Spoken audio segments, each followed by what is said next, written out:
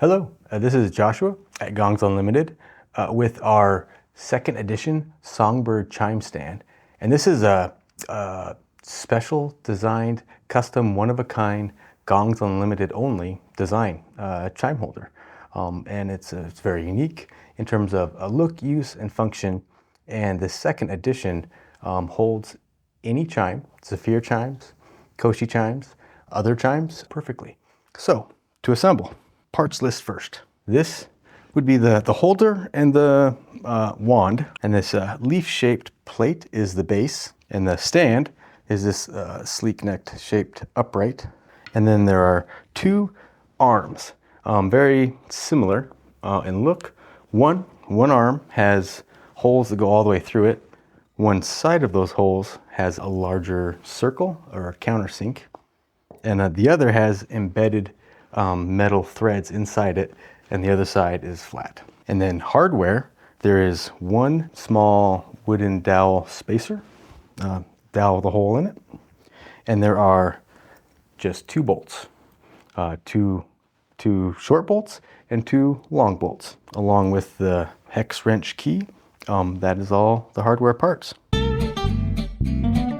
Start with the base and the stand, two arms, 4 bolts, wooden spacer, and the wrench.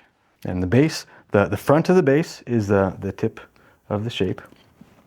The stand leans forward, so this is the front of the stand. And this notches, it just slides right in like that, oriented in that way, with the tail here and the head facing this way to the tip of the base. And then I would just put my fingers and press down here and my thumb around the base and turn it over. I'm holding it in place. And there's a little bit of friction in that notch. It's not too difficult. And look down and you'll see through the two holes in the base, these inserted metal threads, these inserts. Holding it together, you wanna visually line those holes with that metal insert inside. You can see it. And then using the shorter of the bolts, I would start in the middle and just drop it into the hole, let gravity hold it, and spin it until it takes. And it doesn't have to be tight. You don't want it to be tight. You want this to be caught but loose before you put the next one in, just in case you didn't quite line it up perfect with your eye. Catch both bolts while they're loose. Tighten those down. That one's not too tight. Come back to the middle. And once they're both set but not tight, fully tighten one by one.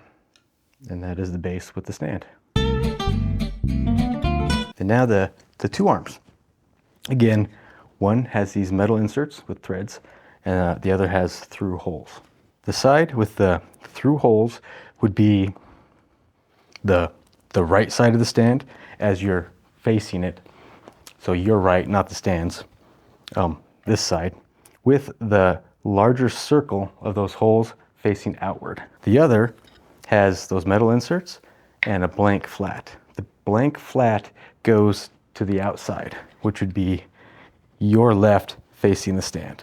Start with one of the long bolts and start in the middle hole. This goes into the hole, and the whole side that has the larger circle goes in, and then we're going to set it through the eye hole in the stand. And notice there's a real fine shelf on both sides of the top of this stand. We'll use that once we start to tighten it, but take note that there's that little lip. You want both arm edges to rest somewhere on that shelf right there. So start this through, and then we'll find the middle inserted thread at the end of that bolt when it comes out. You can see it, catch it, and then just squeeze those two together. And with the hex wrench, just turn that and press inward until it catches. And so they're both in. You don't want this to be tight yet at all. You want this to still rock, but tight enough that both sides stay on that little shelf that I pointed out. And then the spacer goes to the back tail here. Put the bolts through the hole with a large circle, and then slide this in to catch it, and you might be on the other side of it where you can see, and just press that in until it hits that metal inserted thread. and softly tighten that, or set it in without tightening it. So it's not tight, but it's in. And then from there, you want them to be exactly at the same elevation. You want these to be flush and flat. So you're going to use the holder, the wand, to make sure that those are lined up and flat. And the notches in the arm, in the wand, match the notches in these two arms. And it just drops right in there, and this bottom notch with the hook in it goes right down the center, and those notches line up. From there, use your whole hand, like the palm of your hand, to grab both of these arms together, and with your fingertips, push the arm or the wand, the holder down into those pockets so that you know it's lined up. And you might even wiggle all three parts together, the two arms plus this, as one piece. Make sure it's on the shelf and at the angle that you want it to be. And then tighten the middle bolt. While gripping, holding all three parts together, tighten the middle. And make sure there's still a little play up here, and in the back, tighten until it's tight, hand tight. And then that is the unlimited Songbird chime stand. A chime stand, chime holder, and a removable wand of chiming sound. So the holder, the stand, holds all styles of these style chimes or other chimes. It has room for a balance of 4. You can hang 5 or any variation there within. So you can pull the Songbird out. There's even a hook through the center here where you could place a finger, or even if you wanted to use just a hook on a gong stand or a any stand that has a large S hook, this is on balance and you can hang it from the center here.